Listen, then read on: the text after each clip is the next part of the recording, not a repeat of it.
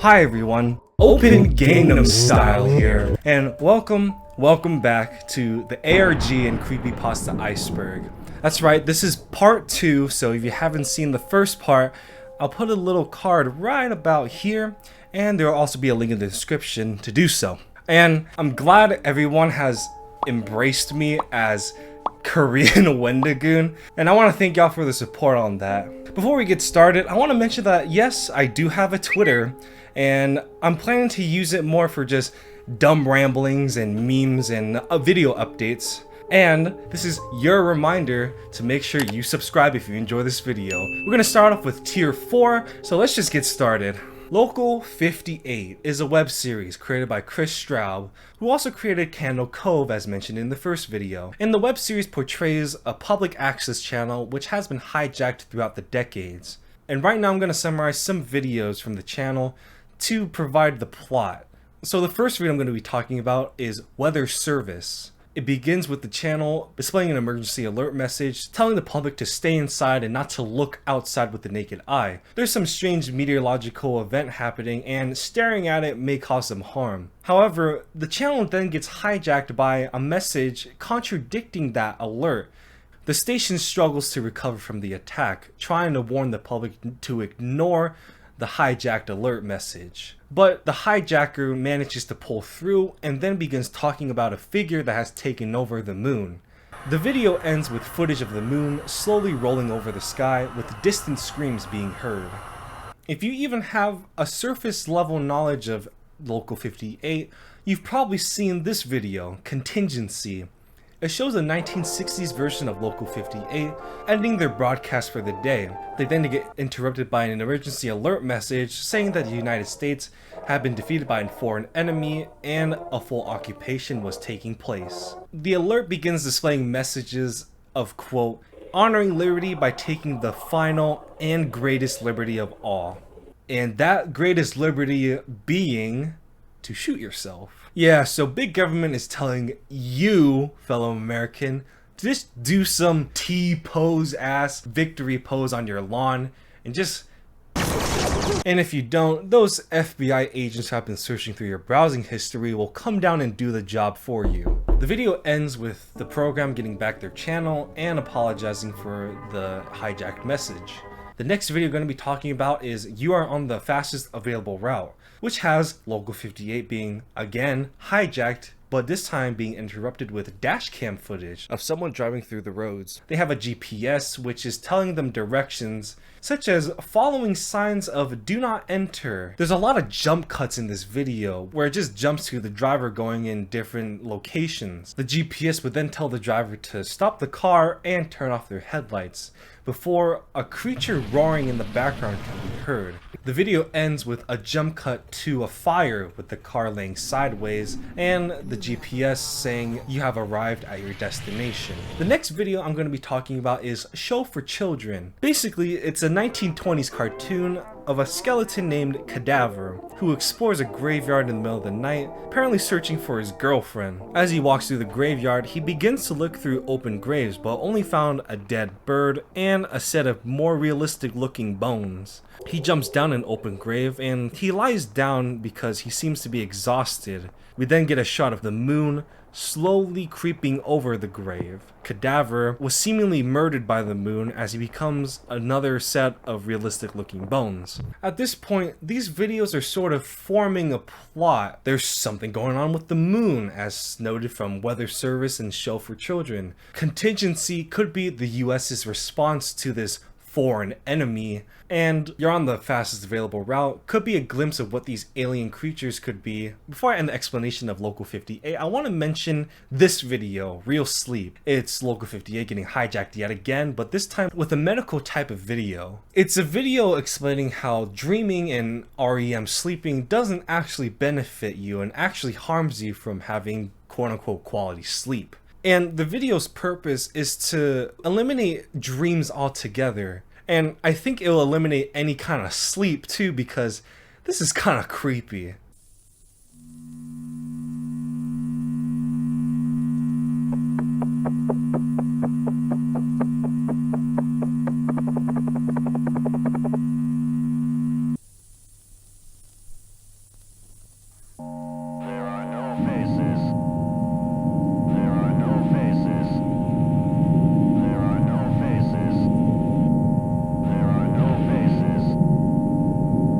Daisy Brown is a YouTube channel about Daisy Brown and her little pet.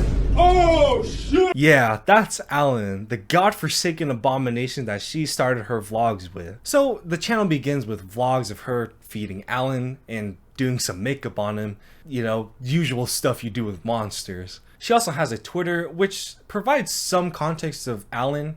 Apparently he's a creation from her father, who was a scientist, and that she's trying to find his notes in order to properly take care of Alan for whatever reason. Twitter users asked Daisy Brown if her notes could be in the basement. However, she says she can't go into the basement because her father told her it was dangerous. She then uploads a Q&A on her YouTube channel elaborating on Alan's creation, her father, and the basement. And this is the point where the ARG elements begin to kick in. Most of her videos have a hidden transcript which provides additional context to the video.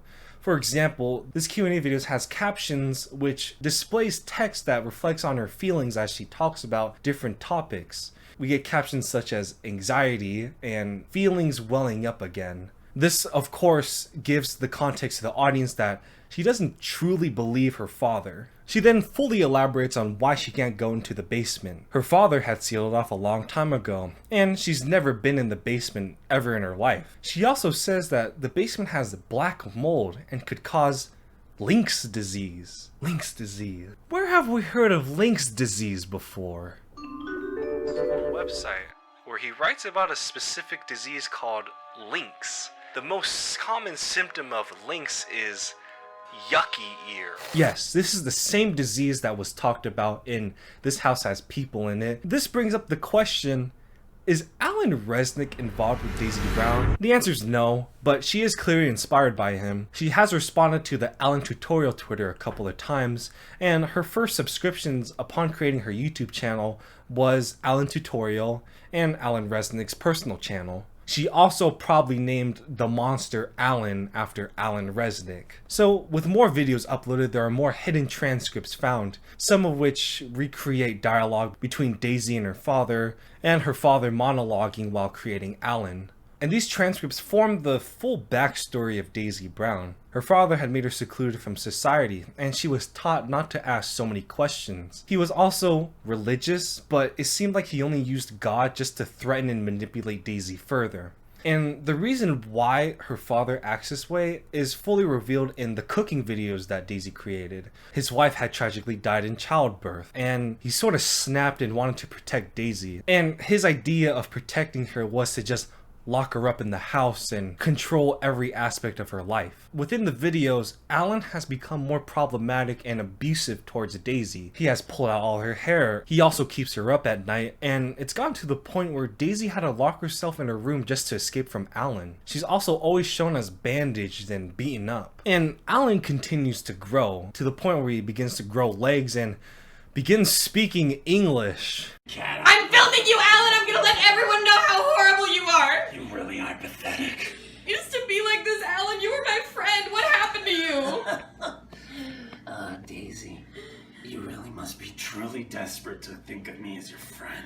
She uploads a video called Hateful Thoughts, which is basically her having a mental breakdown, talking about how people only want to watch her because of Alan, and about how people kept asking her about hidden transcripts for which she had no idea what they're talking about. And then we finally get the answer of what's in the basement in a video called The Basement. So Alan has finally grown arms and legs and is strong enough to throw Daisy into the basement in a fit of rage. Inside, Daisy meets an individual named Lithop, who was mentioned before in the transcripts and was Daisy's father's partner. After she had threatened to call CPS on him, he decides to lock her up in the basement and begins to experiment on her. After all these experimentations, she comes out as this purple, goopy kind of creature. And then we get the final video, appropriately titled Final Video. Daisy and Lithop have teamed up together and decided to leave the house. However, Alan is there to prevent them from doing so. After a bunch of bickering and arguing,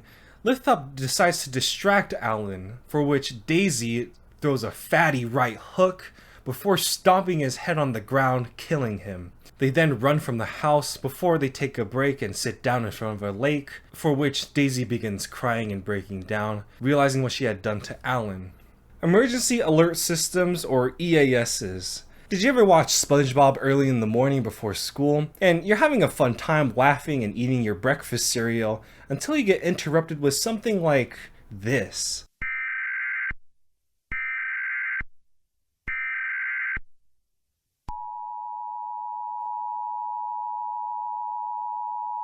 And those EAS messages just deliver that kind of anxiety, you know what I mean? And these EAS alerts have been used as a tool to cause fake hysteria. You've probably heard about the incident in 2013 where EASs in Michigan and Montana were hijacked to say that the dead were rising from the ground.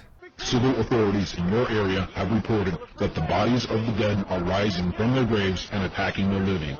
Follow the messages on screen that will be updated as information becomes available. Do not attempt to approach or apprehend these bodies as they are considered extremely dangerous. Pretty spooky, but unfortunately we're not LARPing Walking Dead right now. One of the most infamous mishaps with the EAS would be the 2018 Hawaii missile alert. Back then, the state was on edge because North Korea had threatened that Hawaii would be the first target if they were to attack the United States. And this threat was taken seriously enough to the point where Hawaii had to test their missile sirens, which they haven't done since the Cold War.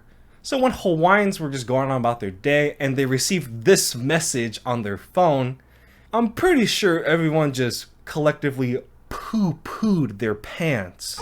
Now, if something like that actually happened to me in my area, I want to be like this guy. I want to be like this guy who's just playing golf and just having a fun time before he meets his impending doom. If you're watching this video, that means I didn't make it. I love you all, but I'm playing golf. It's the last thing I'm gonna do.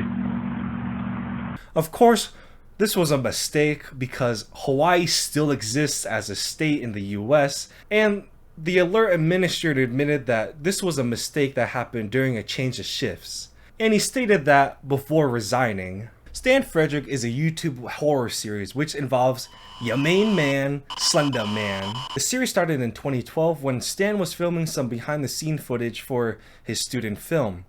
Of course, the Slender Man comes into his life and torments him, along with a group called We Must Collect, who wanted the baby that Stan was babysitting.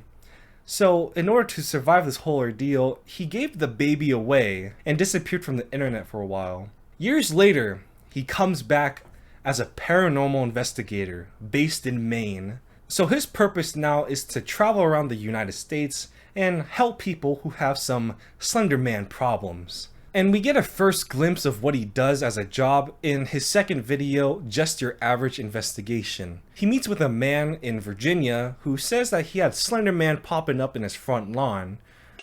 So that's where he was standing? That's where he was standing. So what Sam does is that he just approaches Slender Man himself. Oh, Jesus. Remember me? It's been a while since the last time. Anything else?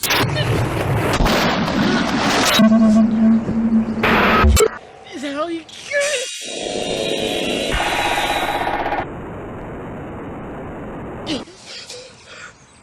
So that's just like a little taste of what this series is. There's 3 seasons culminating in 59 episodes, and I didn't really want to spoil the whole series because it isn't as popular as the other Slender Man series, and I definitely think people should give it a shot. So this is one of the entries that I didn't really have a clue about. Alex Kansas is a YouTube channel and ARG, which revolves around these cryptic short little horror videos. Most people classify this channel as analog horror, and Alex Kansas utilizes this style of analog horror by recreating his videos in the style of documentaries, historical archives, and found footage from just your average Joe. The channel is currently uploading a series called The Monument Mythos, which revolves around the plot of famous American landmarks having some mysterious or extraterrestrial anomalies to them, such as the Statue of Liberty being a grinding death machine, Air Force One being manned by a mysterious angel that drops mysterious care packages, and Alcatraz beginning to move on its own after an experiment went wrong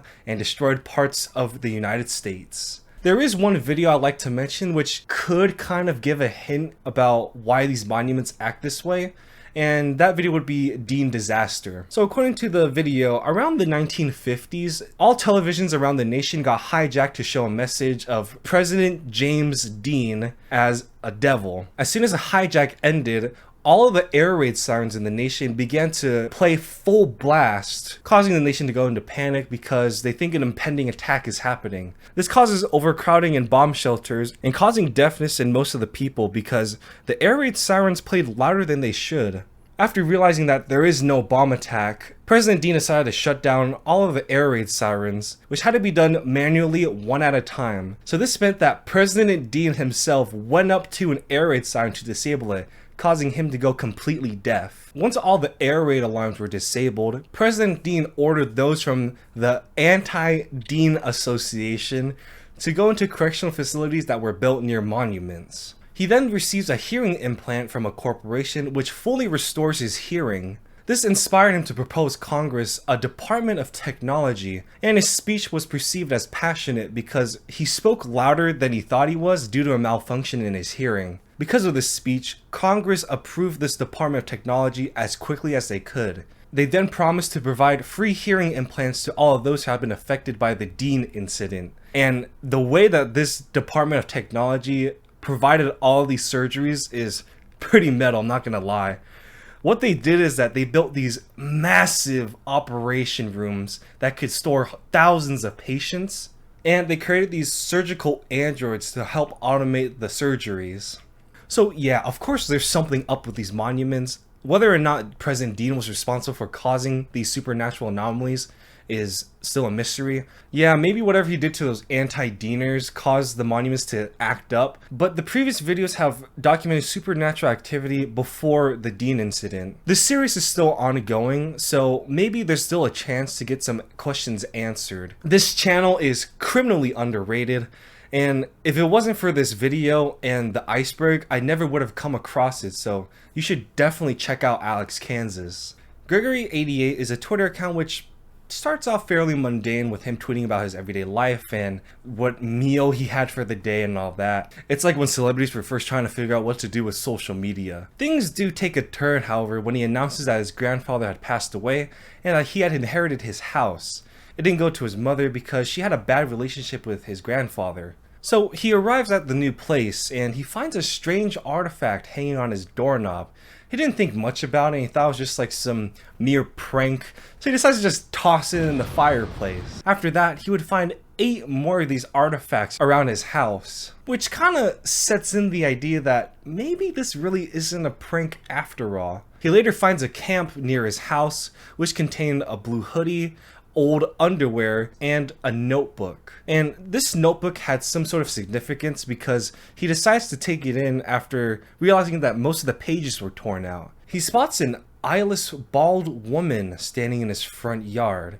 He manages to catch her on camera and reports her to the police. And he continues to know about strange things happening around his house. He spotted a boat with a bunch of guys just watching him. And he also found a lone eyeball in the river, which is, by the way, foreshadowing. He decides to investigate the notebook, and after getting some tips from Twitter users, he decides to do a charcoal rubbing and reveals that the notebook had "They took my eyes" repeatedly written over and over again. Greg then writes about the town he's near and more stuff about his grandfather's house. He found a wine cellar after his mother told him about it, and he found a diner which sold eggs Benedict without the eggs. He then returns home and sees the eyeless woman again in the forest surrounding his house. He then books it home and lays low for a while. So after that incident, the eyeless woman decides, you know what, I'm just gonna break in your house. This happened after Greg wrote about a dream he had where his friend was telling him that someone was watching him sleep. And of course, that spooked him and he woke up and heard some noise downstairs. He goes downstairs to investigate and sees that the kitchen door, which leads to outside, was wide open.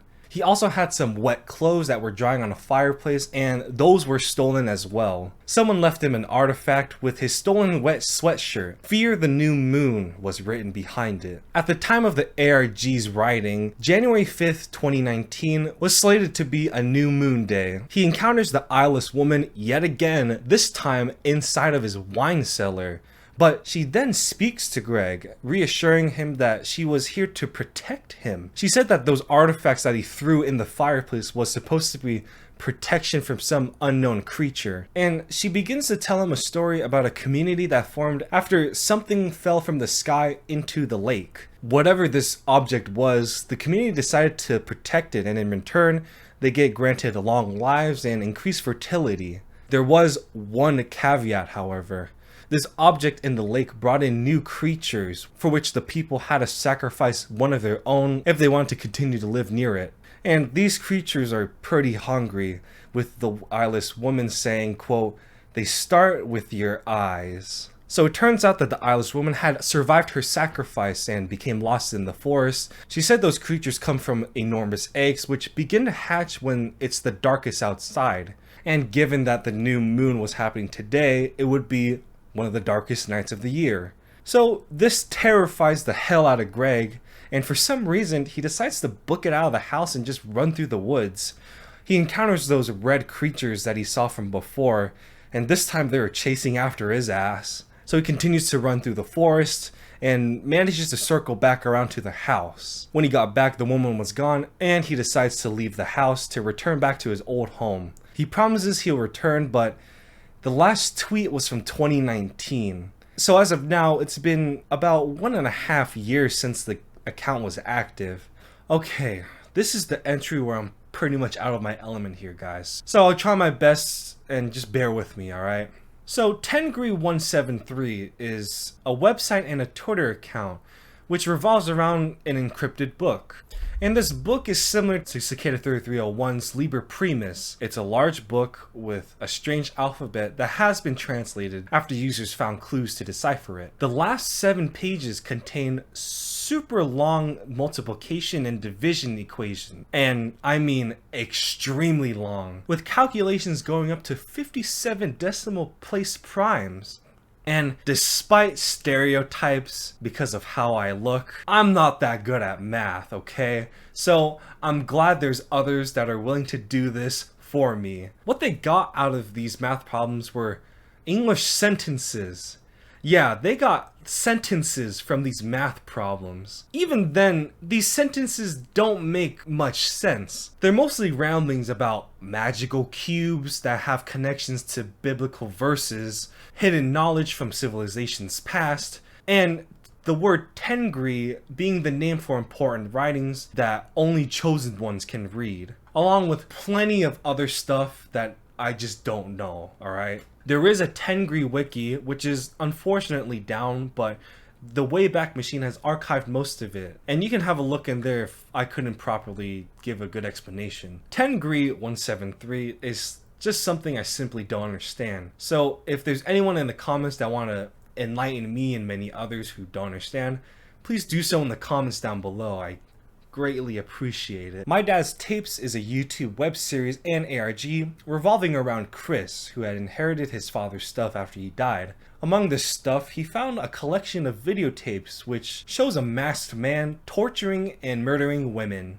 Chris, obviously shocked that his father kept this stuff, decides to investigate and find out whether or not his father was that masked man. When Chris began to investigate these tapes, another YouTube channel popped up called Do Not Continue, which, yeah, so the second half of this series is gone from YouTube, and I couldn't find much reliable archives except from Nightmind's explanation video that he made on this series. So if you remember from what I talked about in Marble Hornets in the first video, think Do Not Continue as To the Ark.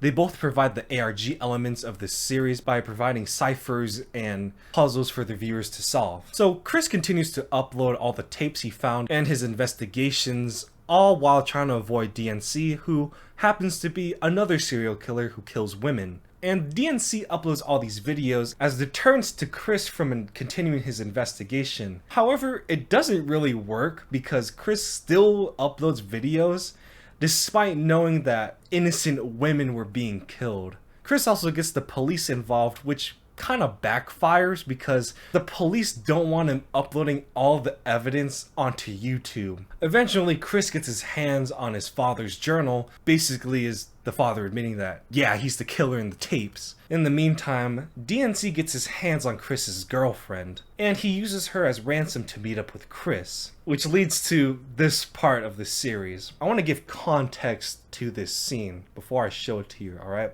Imagine you're Chris. You find out that your girlfriend had been kidnapped by a serial killer who kills women. However, he decides to give you mercy, as he will let go of the girlfriend if he meets up with you. You go to the restaurant that he told you to go to, you meet him, you both arrive at the table, and then he orders 2 margaritas.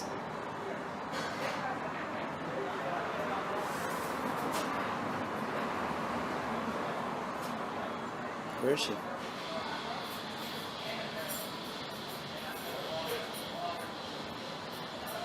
Where is she?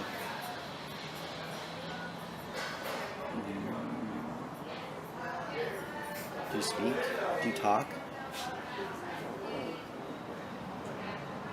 And then you don't say a goddamn word.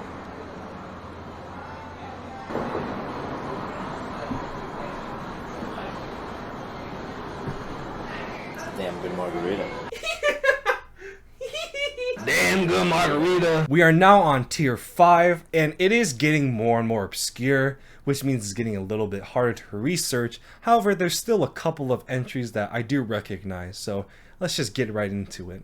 This Is My Milwaukee is an ARG created by Cinedyne, who were also involved in projects such as Horse eBooks and Bear Stearns Bravo. It began as a 10-minute video, which is a fake travel ad about the city Milwaukee, hosted by this bald gentleman in a brown suit named Terry Nanny. So Terry begins with a showcase of all the fun activities you could do in the city, such as eating scuffed food, enjoying empty-ass kids' play places, and just weird interpretations of everyday life. Terry then transitions to a part about how Milwaukee is just a great place to have a date, and he follows a couple who participate in fun activities such as visiting the Black Star Corporation building, going to a bar and having a Milwaukee margarita, and having the guy getting some PTSD flashback about a lemon before the couple go on their separate ways. Terry then talks about how the city is great for teens who like skating, playing some hoops,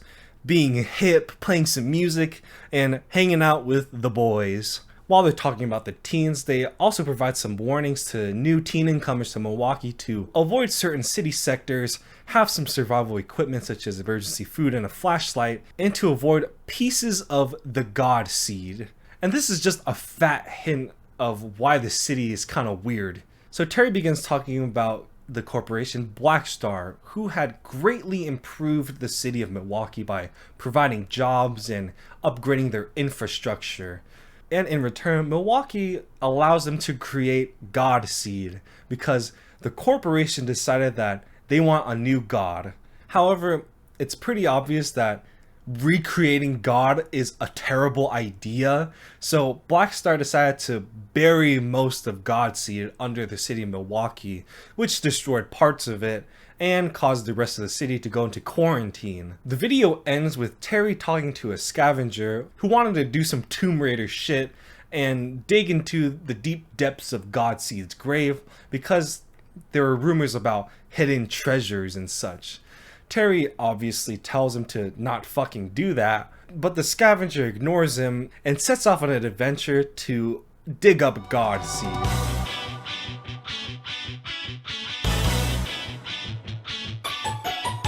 I keep on the side of the heart of your dream, and the light of that Godseed will show me that he sees. I think it's obvious that this ad was a half-assed attempt from Black Star to bring back all the residents and tourists back into Milwaukee. And this video wasn't originally on YouTube. It was first hosted on their own website, which had a timer on the top right counting down. After the timer went to 0, it turns out that there was a dead drop for people to find in real life. And that dead drop was found in the New York City Public Library, which turns out just to be a picture of a fennel bulb and a telephone number hidden in one of the books. The second dead drop was found in a San Francisco cafe after in-game characters on Twitter began hinting about their location. Whatever this dead drop wasn't revealed, although there was someone on the Unfiction forums who claimed that they had found the dead drop. It's probably one of the game runners trying to cover up a drop gone wrong. There was also a third drop that was supposed to be released in Central Park, Manhattan, but I couldn't really find much information about it, and it seems like the ARG just ended there. Lasagna Cat is a YouTube channel where they parody Garfield comic strips by recreating them in live action with these absolutely fucking terrifying costumes. I think I'll put that dog's lights out.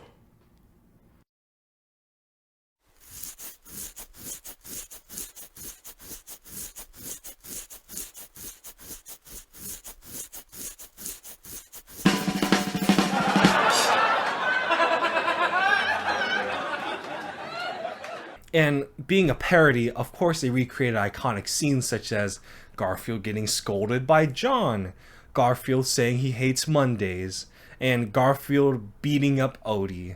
And the strange thing is that each video ends with a quote-unquote tribute, and these tributes are basically a recreation of the episode, but with weird, trippy, absurd imagery involved, which ranges from a Final Fantasy parody to Garfield Jesus Christ reincarnate to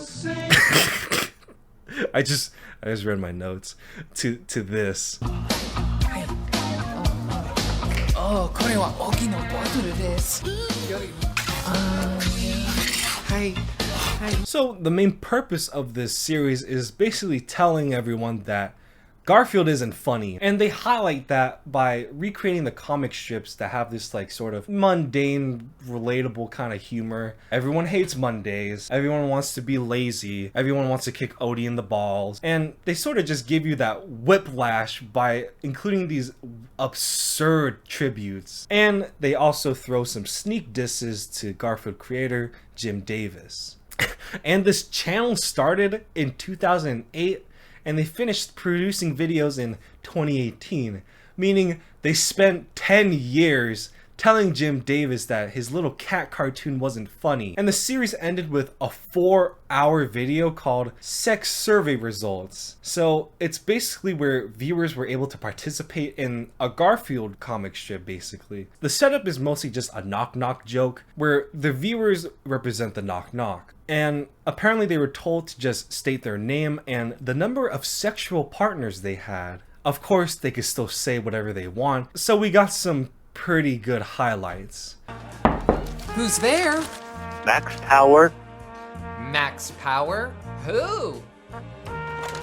Max Power, 4 total, 0 humans.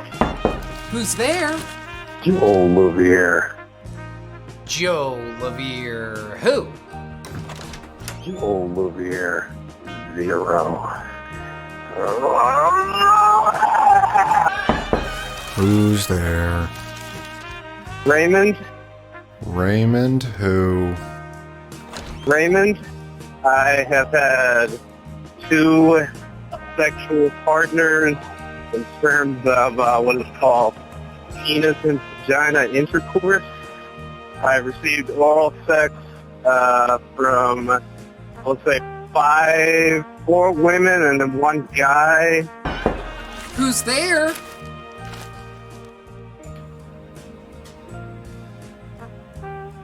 Hello? Is anybody there? I want to die. Raymond again. Raymond again. I was just thinking about what I said. I've had penis and vagina sex with 2 women. I also had oral sex with the same 2 women. I had anal sex with 1. One specific lady wanted me to pretend to be a giant plant that ate her alive, kind of digesting her. Who's there? These who? These nuts. The video ends with John meeting himself, saying that he had 2 sexual partners, but then the John answering the door scoffs and says, John Arbuckle 0. It then cuts to an aged John walking through the neighborhood before stealing a briefcase which had a demonic version of Garfield. And throughout this whole sequence, there are little snippets of interviews with John Davis where he attempts to explain how Garfield's funny. It then cuts to John hiking in the desert where he meets a nude man that's painted in orange and has black stripes, apparently representing Garfield. And this section I can't show, so you're gonna have to just deal with me explaining to you with my face. If you want to see it for yourself, you can just look up the video. So once this Garfield man approaches John and touches him, John becomes a pile of dirt and worms.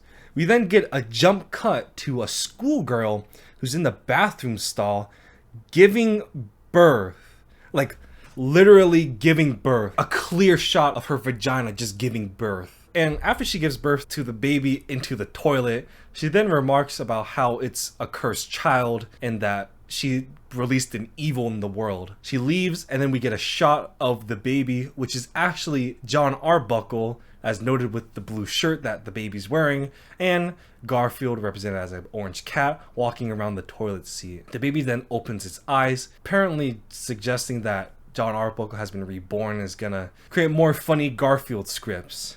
Yeah. And they did all of this just to say that Garfield isn't funny. Teletubby Updates is a Twitter account which, at very, very, very first glance, seems to just be another Twitter gimmick account, maybe to throw up a little Teletubby meme and goof or gaff or something. But no, shit goes 0 to 100 really, really quick. The account begins to antagonize another Twitter account named Sharon, who appears to be the account runner's wife. So Teletubby Updates posts rants about Sharon, calling her, quote, a fucking cheater, and along with angrily tweeting at Sharon, he also posts nonsensical, edgy, dark ramblings, such as threatening a stranger's kids and saying that he uses human blood as pasta sauce.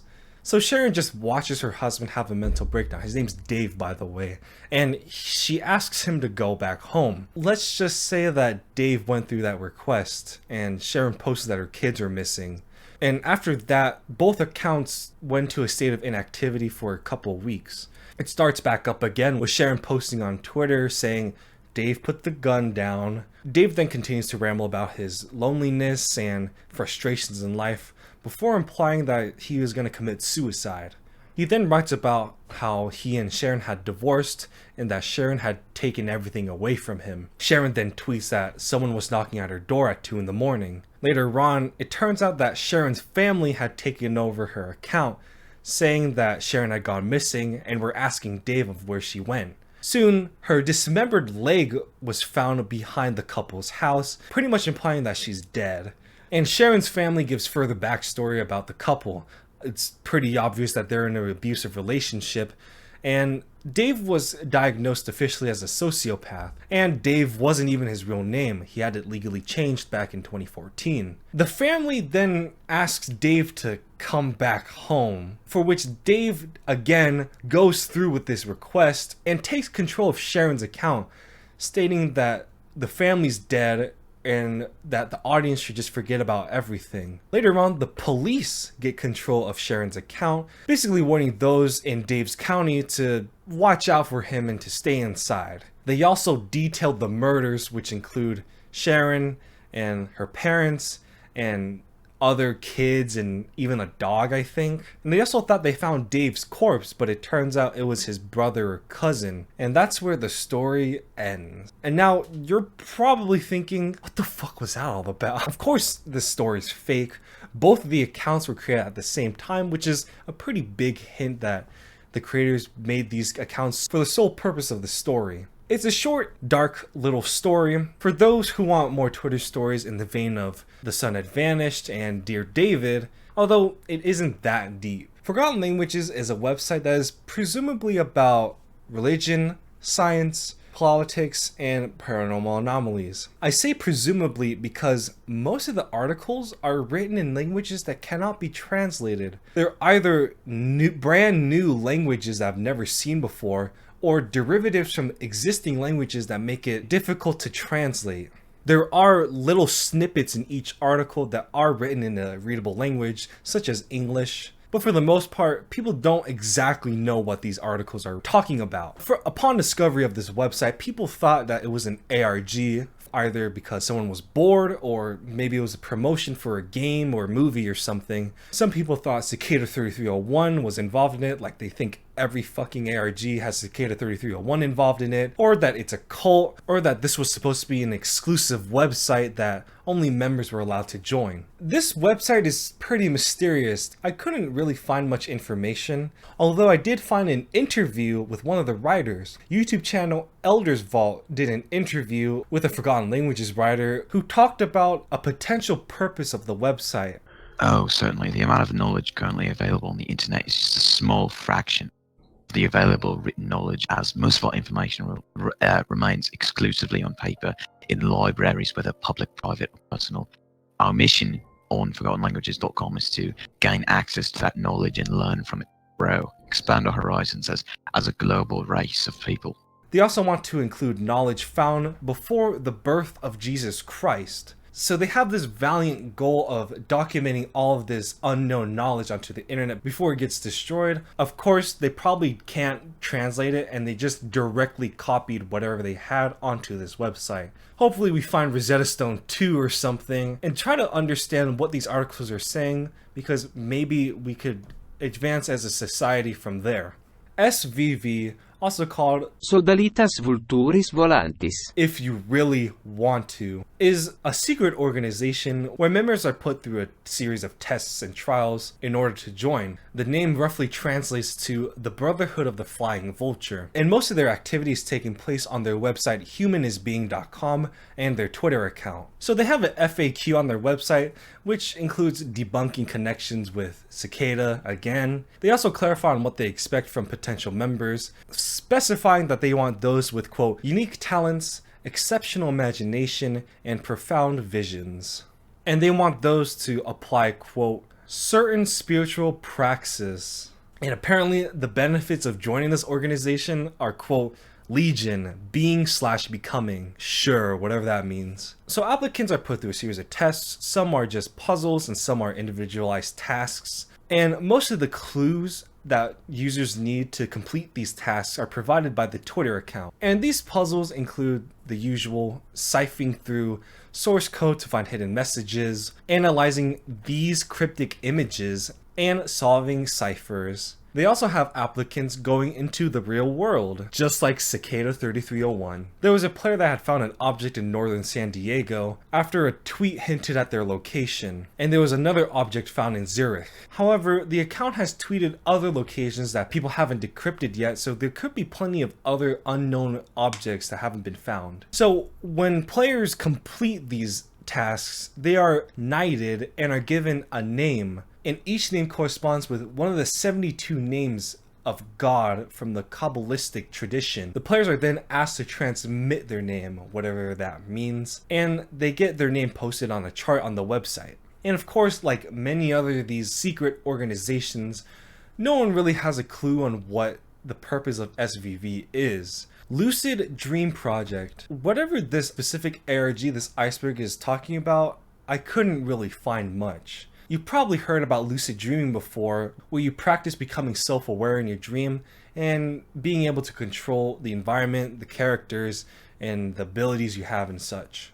There have been a handful of ARGs that include lucid dreaming, with players utilizing lucid dreaming to either recreate specific scenarios or complete certain puzzles in their dream.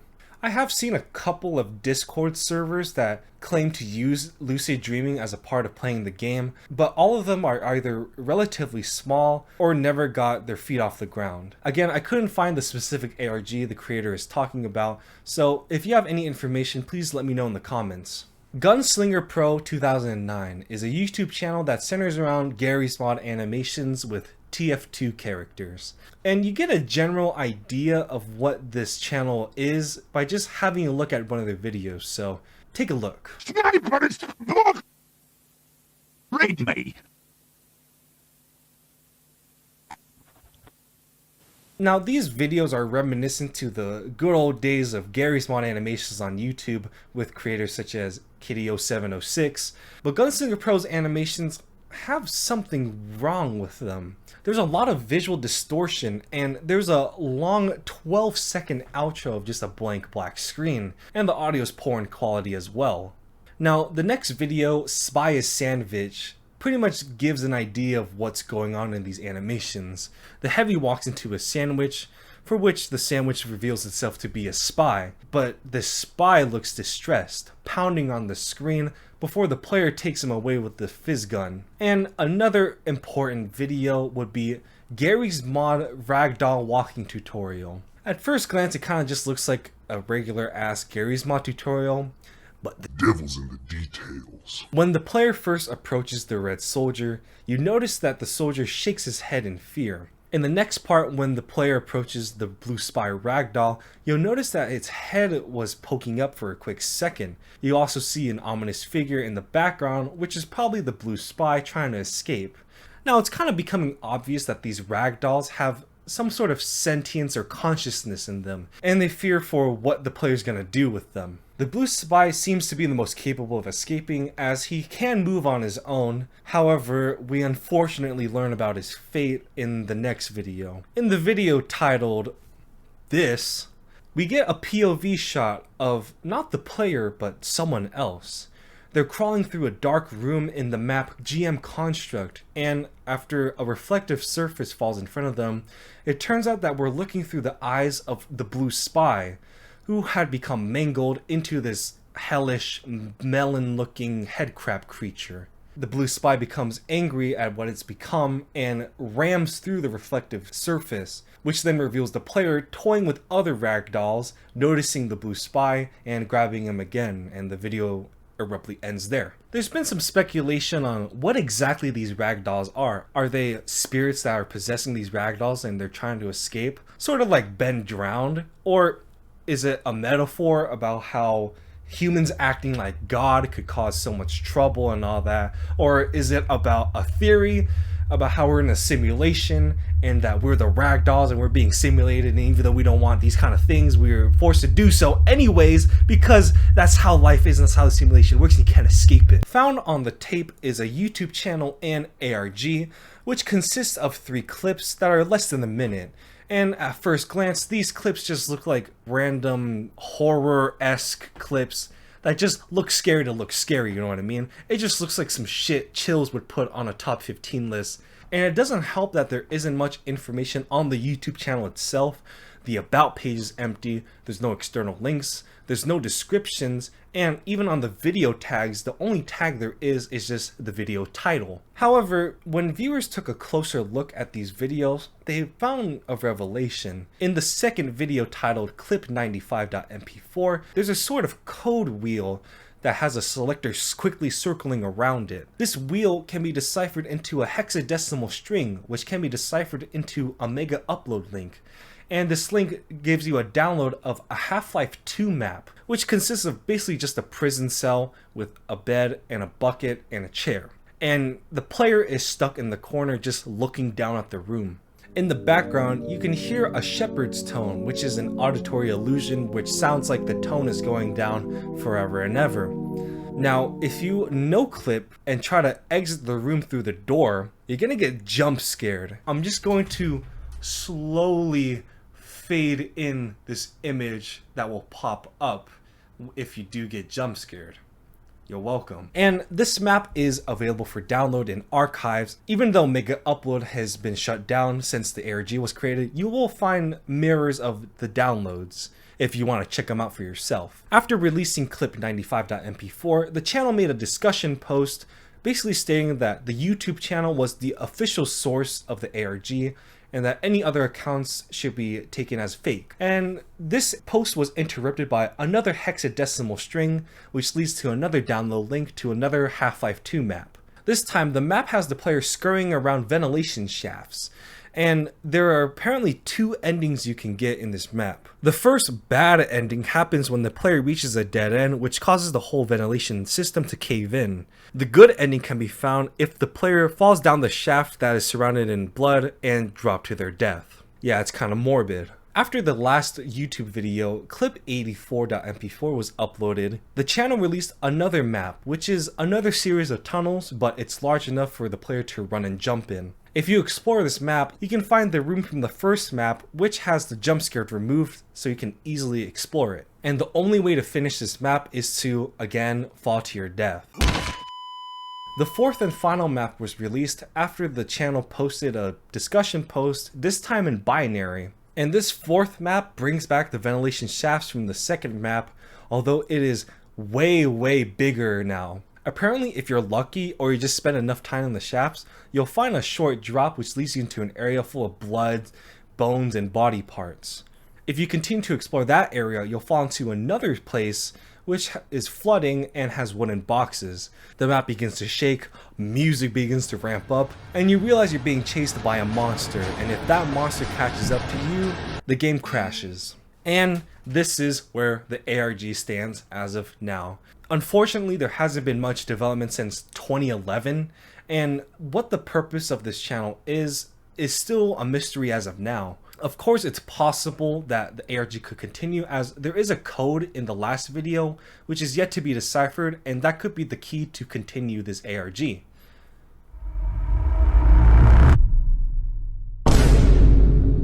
Thank you very much for watching. Don't forget to like, comment, and subscribe.